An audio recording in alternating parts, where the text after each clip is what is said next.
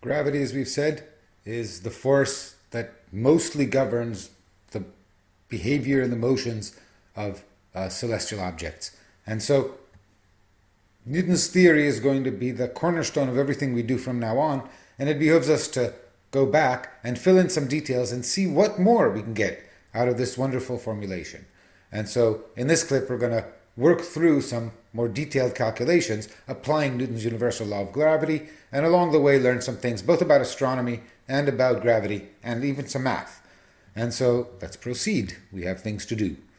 First thing we have to do is reconcile our story about the universality of gravity with the rather simple picture that we've been using so far. So let's understand, when I am standing in the vicinity of the Earth, the actual gravitational force that the Earth exerts on me, tells me Newton's theory, is a sum total of the gravitational attraction of every little bit of Earth. Because gravity is universal, every atom of Earth attracts every atom of me, and I need to add them all up. Now, I'm pretty small, but I need to figure out how to add up the sum total of the gravitational attraction from all different parts of Earth. And so Newton showed us the way to do this, along the way inventing theory of multiple integrals to do it. But what he showed, and we're not going to repeat that calculation for that reason, is that if you just take a round, spherically symmetric shell of mass, so imagine just the crust of the Earth with an empty inside, then the total force it exerts on someone standing over here at some arbitrary point outside, well, if the mass of the shell is m, and my distance from the center of the shell is r, then the force that the shell exerts on a person over here is gm over r squared, and it's directed towards the center of the shell as it had to be by symmetry. The force is the same, therefore, as would have been created by eliminating the shell and replacing it with a mass m located at the center of the circle. Now, if I, on the other hand, ask the same question, and this will become important to us later, about what is the force on an observer here? Well, here again, some parts of the shell attract you this way, some parts attract you this way.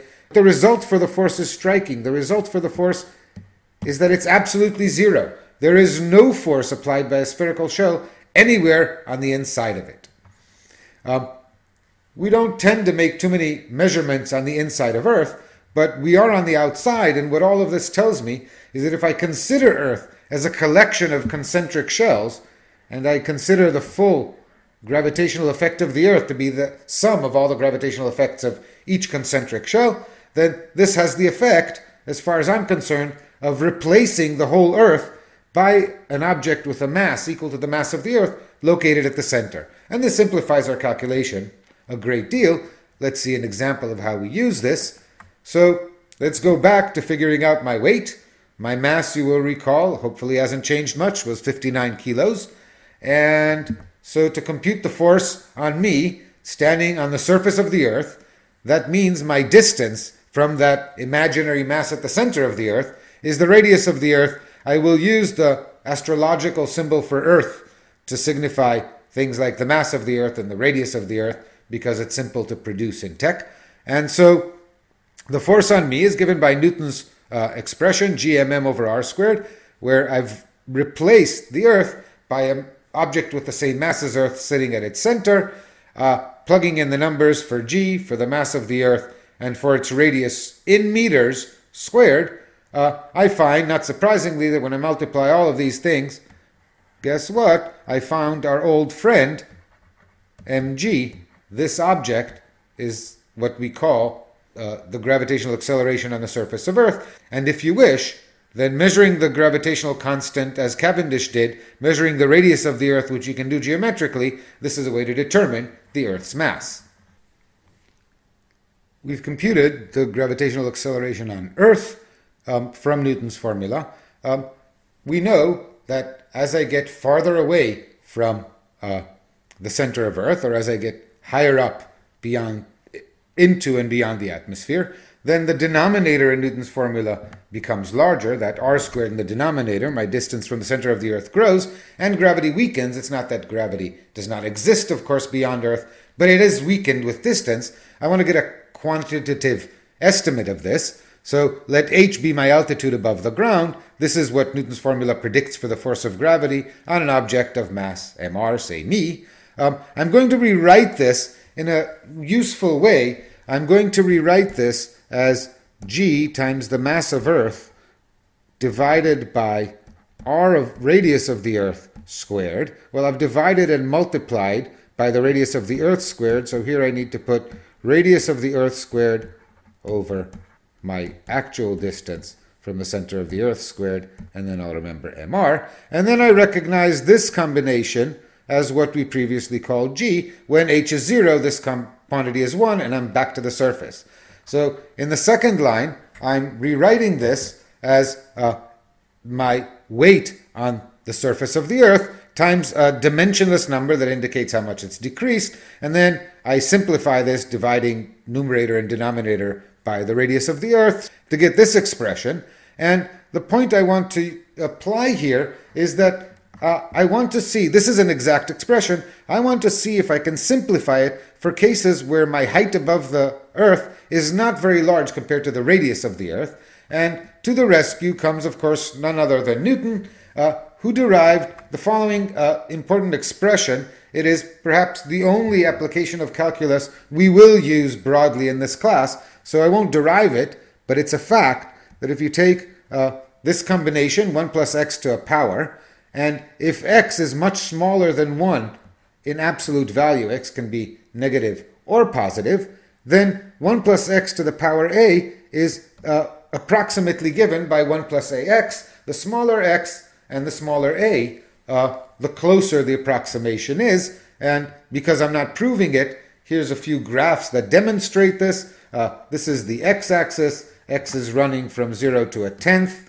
This is 1 plus x to the a for various values of a, indicated here, running from 5 to minus 4. And you see that as long as x is not too large, this approximation is valid. And this will allow us to simplify many, many calculations in the class. So it's one result of calculus that I want you to accept from me, and you're welcome to test it. Just as I have shown you in this graph, you can get some more examples. So at the moment, let's apply it to this example. So here, h over the radius of the Earth is x, which I'm going to assume is not too large. Remember, a tenth gives me an altitude of about 700 kilometers. And a is negative 2, and so the approximation yields 1 plus x to the minus 2 is about 1 minus 2x. And this gives me the approximate amount by which the force of gravity decreases as I elevate myself to an altitude h above the surface of the ground. Of course, when h is 0, I reproduce my weight on the ground. And this is valid so long as your height is negligible or small compared to the radius of the Earth. Let's apply what we've learned to understanding potential energy in gravity. We've already had an expression for potential energy, mgh, but this was valid as long as we assumed the force of gravity was constantly mg. We saw that as you get farther from the center of Earth, the force decreases. Every height gain costs less energy, and therefore, taking that into account, we find an exact expression. This is the exact expression for gravitational potential energy in Newtonian gravity. These two do not look the same, and I did not derive this because it requires some calculus. Let me convince you that they're not as different as they appear, another opportunity to use some skills we've developed. So let's write the potential energy using the correct expression at an altitude h above the Earth's surface. So I write, for distance from the Earth's center, r plus h. And as always, I rewrite this by scaling it to a known quantity, and that would be this one. This is your potential energy on the surface of Earth. And then I need to write this dimensionless quantity, which gives me the scaling. And again, I divide numerator and denominator by r to get minus g mm over r times 1 plus h over r inverse. And another opportunity to apply Newton's formula. A is negative 1, x is your altitude. If your altitude is smaller than the Earth's radius significantly, then Newton's formula applies. That replaces this by 1 minus h over r. And I will do the calculation in my head, and the 1 is easy to do. It's this constant number. And then minus h over r gives me a positive contribution here, an extra factor of r in the denominator, gm over r squared mh. And I recognize two things here. One is this is independent of your altitude, it's just a constant. And this object here is g. So the difference between this exact quantity and our approximation for h that is significantly smaller than the Earth's radius is just a constant shift. We said that a constant shift is irrelevant, and so this formula is as valid as this for h much smaller than the radius of Earth, and then at higher altitudes this becomes valid. We can see the mathematical calculation graphically here. This would be mgh. This is the exact potential energy. The graph shows us two salient properties. One is the potential energy is always negative. That's just a choice of our constant that we added. It becomes closer to zero. It increases towards zero as one gets farther from Earth, so it approaches zero at infinite distance from Earth. Near Earth it increases. mgh and minus gmm over r are not the same, but if one shifts this down by an appropriate constant, then one sees that as long as h is much smaller than the radius of the Earth, you get a good approximation. The statement oft heard that there is no gravity in space, we've seen is patently false. The Earth's gravitational attraction extends throughout the universe, but it does weaken with distance. And so perhaps a corrected version that sometimes one hears is that astronauts in the space station are weightless because the gravitational force of Earth is weaker at larger distances from the center of the Earth. Here we see Stephen Hawking weightless. No. The space station, as we have said, orbits at an altitude of about 400 kilometers, so we can compute the force of gravitation. We can compute the weight of an object, say myself or even Hawking, at an altitude of h above the Earth. We found that the approximate version for the force of gravity for altitudes h smaller than the radius of the Earth is this formula. This makes it easy to plug in the numbers, and you find that in the space station, your weight is in fact 87%. In other words, the force with which the Earth attracts you is 87% of what it would be on Earth.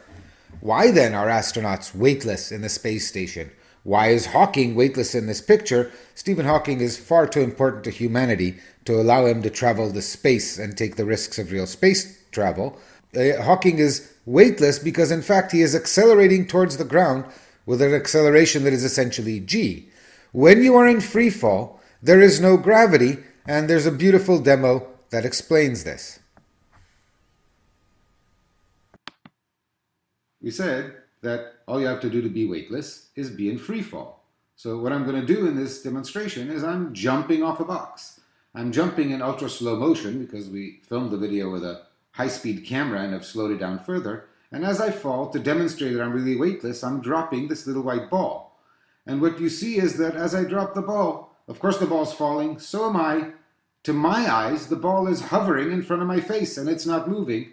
And it won't stop falling in concert with me until my feet hit the ground. You can tell exactly the moment when my feet hit the ground, because that is the moment when the ball is no longer level with my nose. Well, I hope you found that amusing. What we saw is that when you are freely falling, you experience no gravity. A ball you drop will hover in front of your face. Had I thrown that ball up, it would have, relative to my nose, moved up at a constant velocity. And this is important because in space there are no floors for your feet to hit, and so everything is in free fall. For example, the Earth, as it orbits the Sun in its circular motion, is in free fall under the gravitational influence of the Sun, which means that when studying the motions of objects near Earth, we can completely ignore the Sun's gravity. We are all in free fall towards the Sun. Really? Almost.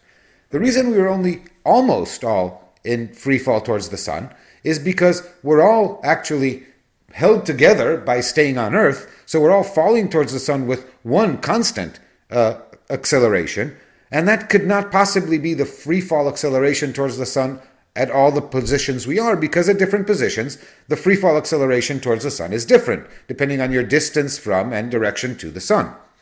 These differences in the gravitational free fall acceleration at different points of an extended object will lead to forces, tidal forces, we'll see why we call them tidal forces, that account for the differences in gravitational acceleration between different parts of an object. These differences manifest themselves in leftover gravitational forces. Like all gravitational forces, they are proportional to your mass. So the tidal force on a refrigerator is more than the tidal force on a tennis ball, and they're given by your mass times the difference between the gravitational acceleration towards, say, the sun, where you are, and the acceleration with which, as a denizen of Earth, you actually are falling onto the sun. That would be the gravitational acceleration towards the sun as it applies at the center of the Earth.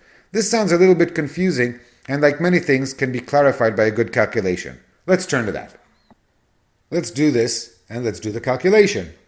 So in this image, we have the Earth over here. The sun, I'm going to assume, is way over there in the left-hand corner and way outside the image. And because the sun's gravitation applies a force to the Earth, given by F equals g times the mass of the sun, divided by the distance to the sun squared times the mass of the Earth, the entire Earth is accelerating to the left towards the sun with an acceleration given by this is equal to the mass of the Earth times the acceleration of the Earth, and I can, as always with gravity, cancel the factors of the mass of the Earth. And so what I find is that the entire Earth is accelerating towards the sun with this acceleration, where the distance to the sun I'm going to take as always as the center-to-center distance, because that is what Newton taught us to do with spherically symmetric objects. Now, the important thing is the entire Earth is accelerating to the left with this acceleration, and because this is the acceleration of free fall, gravity would cancel, except that if you are sitting at this point on Earth, you are a little bit nearer the sun than the center of the Earth by a very small amount. This is 6,400 kilometers. The distance to the sun is 150 million kilometers, but it's a difference nonetheless. So the gravitational acceleration towards the sun here is a little bit larger. And so the gravitational acceleration towards the sun at this point is larger because you are closer to the sun. Indeed, the denominator for computing here should be decreased by the radius of the Earth. Similarly, the gravitational acceleration on the far side of the sun will be smaller than the value in the center of the Earth because you're at a larger distance by the radius of the Earth. Now, the radius of the Earth is, of course, much smaller than the distance to the sun. This gives us a wonderful opportunity to apply our approximation that we learned from Newton. We do the usual steps. We write here, pull out d squared. I'll shortcut the next step. We will get 1 minus r, radius of the Earth, over distance to the sun, to the power minus 2. X is the small quantity, radius of the Earth divided by distance to the sun. A is negative 2. And the result is gm over d squared, which is simply A, and then times 1 plus 2 r over d. And so this is our approximate value, valid because the Earth is much smaller than the distance to the sun, for the value of the acceleration of gravity on the near side to the sun. And we can make a similar calculation over here. The difference will be this plus sign will turn into a minus sign when we multiply it by minus 2. So we can write the acceleration over here in a similar form. Now this suggests rewriting this as a sum of two terms, the acceleration with which the Earth approaches, and then an extra little bit. So an object over here has a free fall acceleration towards the sun that is larger than this one by the amount of this little yellow arrow, which signifies A times 2r over d. And similarly, an object on the far side of the sun has a gravitational acceleration towards the sun that is less than the acceleration with which the Earth moves towards the sun by approximately the same amount, to this order of approximation. Now, one can apply a similar logic to these positions on Earth, their distance from the sun to first order is the same as that of the center of the Earth. So one asks, why is the gravitational acceleration here different from that at the center of the Earth? Well, that is because, to a very small extent, the direction from here to the sun is not the same as the direction from here to the sun, as these arrows, in again a grossly exaggerated version, demonstrate. This would have the sun about here. The sun should be very far, so this angle should be tiny. But again, I can rewrite these as the gravitational acceleration at the center of the Earth plus a small correction. And so the net result is that the gravitational acceleration with which the Earth is moving towards the sun, that part of the sun's gravity is cancelled by the Earth's motion. But the leftovers, these yellow little differences, are not cancelled. So if I put those differences back in their place, I see that the net result is that the sun exerts a small force upward away from Earth on this side of the Earth, and a small force upward away from the Earth on this side of the Earth, and a small force downward on this side of the Earth. In other words, the sun is doing its best to smush the Earth into this oval that is elongated in the direction of the sun. And so, of course, the Earth is kind of a rigid object. The sun cannot manage to deform the Earth, but the Earth is under some kind of tidal stress. Now, before we get too excited, let's figure out how strong this force is that we've calculated. Again, the magnitude of the force depends on what it's acting on. These are all accelerations. So imagine a 1 kilo rock and figure out the net force that this has, or better yet, compute an acceleration and compare it to the acceleration of gravity. So we know, is this rock essentially rendered weightless? Is it lifted off the Earth by these tidal forces? So we can do the calculation. We have here all the quantities we need. The tidal acceleration due to the sun is the difference, that little yellow difference, which was 2gm over d squared times r over d. The salient point is that because I have 2gm over d squared times r over d, this decreases with distance from the sun like the third power of distance. Remember, the gravitational force itself decreases like the second power. And I want to compare this acceleration to something I know, so I will do the usual scaling trick that I like to use. We'll try to pull out a factor over here of the mass of the Earth divided by the radius of the Earth squared. I didn't have the mass of the Earth, I had the mass of the sun, so I get one factor here. I had the radius of the Earth divided by the distance to the sun cubed, so I get a scaling factor. Notice I have an acceleration that is known. This is our friend g. These are dimensionless factors, so I'm relating an acceleration to an acceleration. And plugging in the ratio of the sun's mass to the Earth's and the cube of the ratio of the Earth's radius to the distance to the sun, I find that the acceleration, the tidal acceleration due to the sun, is very small. It's 5 parts in 100 million, the acceleration of gravity.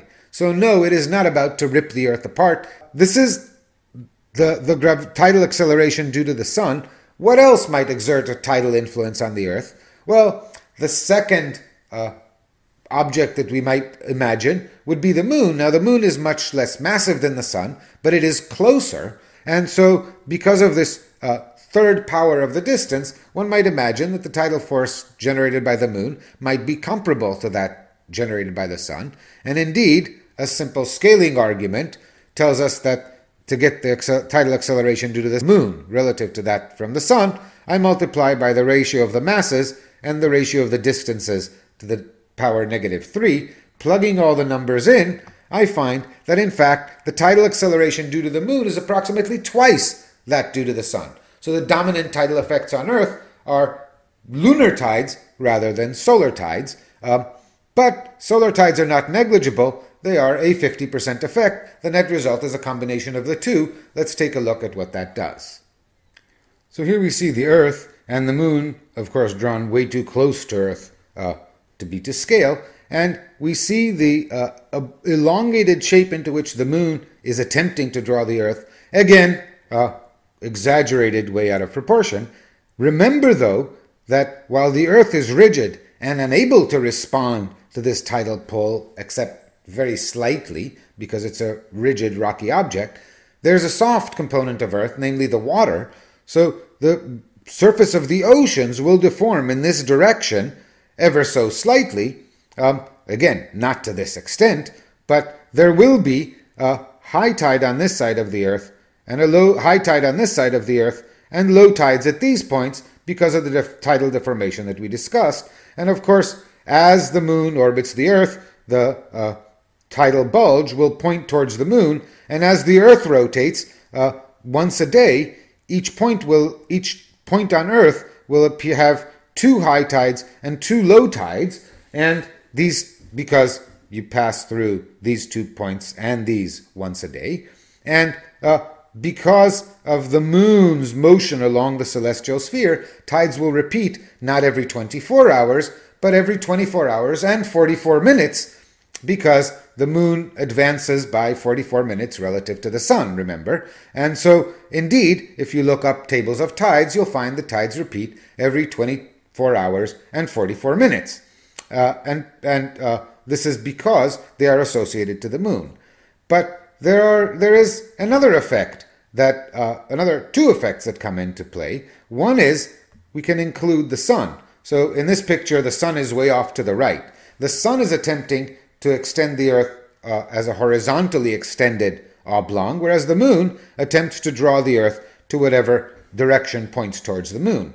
When the moon is full, Earth, sun, and moon are in line, and the sun's deformation, the moon's deformation, are in exactly the same direction. We get very, very exaggeratedly high tides. They're called spring tides. When we have a quarter moon, the moon is elongating the Earth this way and the sun this way, and the tides are diminished. We call them neap tides. Tides are very weak at quarter moon. And of course, when we get a new moon, again, the moon and the sun are elongating the Earth in the same direction, and tides are stronger. So tides are strongest at new moon and at full moon. Those are the spring tides. Tides are weakest at quarter moon. Those are the neap tides. And Newton's theory makes easy sense of all of that. And then there's another effect that we can take into account. The Earth rotates. What the Earth's rotation does is, as the moon creates a bulge of water, the rotation of the Earth, which is much faster than the moon's orbit, by a factor of 30, remember, drags this bulge so that water that was raised here is actually over here. This means, farther to the east, this means that the high tide bulge is a little bit to the east of the moon, which means that high tide where you are is a little bit later than the time the moon crosses your meridian. It also has other implications, which we'll discuss momentarily. But these are the three effects that this demonstration shows very convincingly. To summarize what we've seen, the moon attempts to deform the Earth. It succeeds in deforming the water in the oceans, so there's a bulge facing the moon. As the Earth rotates, the bulge moves around the Earth, so everybody gets 2 high tides and 2 low tides once every 24 hours and 44 minutes. So the time between one high tide and the next is in fact about 12 and a half hours rather than 12. The Earth's rotation drags the bulge to the east, so therefore it lags the moon. Like everything else in that image, the lag was way exaggerated. In fact, it turns out to be about 3 degrees or 12 minutes. Now, in addition to the moon, the sun exerts a tidal force directed towards the sun with about half as the strength as that of the moon. At full or new moon, these act in concert, creating the intense tides we call spring tides, which have nothing to do with spring. Whereas at quarter moon in either direction, the sun's deformation counteracts the moon's deformation, and you get the relatively weak neap tides. Cool, something we understand. Even more consequences of tidal forces. The moon is not able to deform the Earth, but when the moon formed a long time ago, much closer to the Earth, we'll see, and molten, it was soft and closer to Earth, and the tidal force of Earth, remember, at a closer distance, with a mass bigger than the mass of the moon, you get more intense tidal forces. The tidal forces of Earth deformed the moon so that when it solidified, it froze with a permanent bulge. The moon is not quite round. Now, the tidal forces act to keep this bulge always aligned in the direction of Earth. We call this tidal locking, and this is the reason why, as I told you a long time ago, when we look up at the moon, we always see the same side of the moon. There is a near side and a far side to the moon. What locks the moon's spin period about its axis to its orbital period about the Earth is tidal locking, and this is a phenomenon we'll see before. Moreover, since the tidal bulge on Earth is being dragged to the east of the moon, the tidal force from the moon attempting to align the tidal bulge with the moon is actually trying to slow down the rotation of the Earth. Think about it differently. There is friction between the tidal bulge and the rotating Earth because the tidal bulge cannot keep pace with the rotating Earth. It's held locked 3 degrees away from the moon. What this is doing is it's slowing down the Earth's rotation. Yes, the Earth's rotation is slowing down. Look, but Ronan, what about conservation of angular momentum? Well, angular momentum is conserved. The way it's conserved is that that same bulge acts on the moon to, in fact, sling it faster along its trajectory so that the moon is being accelerated, and as it gains angular momentum, it's actually moving to higher orbits. So the moon is actually receding from Earth. This is an observation first argued strongly by George Darwin, son of the famous Charles Darwin, in 1898, and was the reasoning behind his theory that when the moon formed, it was indeed much nearer Earth. And as we will see, that coincides with modern theories. We think that the moon formed much closer to Earth. And these were conjectures until the Apollo missions left reflectors on the moon, enabling us to make a very precise measurement of the distance to the moon. And indeed, we can now verify experimentally that the moon is receding from Earth. So remember, it is now exactly the angular size of the sun in the sky. In a few millennia, total solar eclipses may be a thing of the past. So we've worked pretty hard, but we're getting somewhere. Understanding universal laws has given us a unified understanding of many, many phenomena. So we understand tidal forces, and remember, in space, nothing is held up. Everything is in free fall. Everything is in orbit around everything else. And so tidal forces are extremely important. This is very nicely evident in this beautiful image of M51, the Whirlpool Nebula. And what we see is that these are in fact two galaxies that are in the process of colliding. Galactic collisions are slow and rather delicate, but we see that there's a tail of stars from this galaxy being dragged out towards its neighbor by the gravitational force.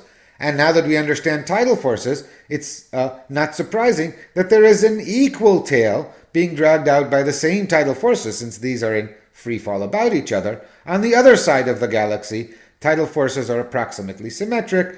These are falling in because the gravitational acceleration is larger than that with which the galaxy is falling. These because it's smaller. The net result is the galaxies being stretched in both directions.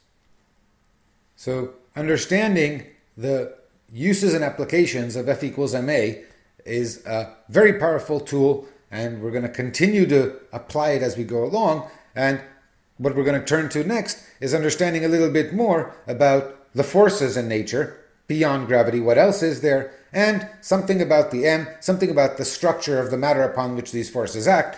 This will be important for understanding the structure and workings of various astronomical phenomena. And so that's what we'll turn to in the next clip.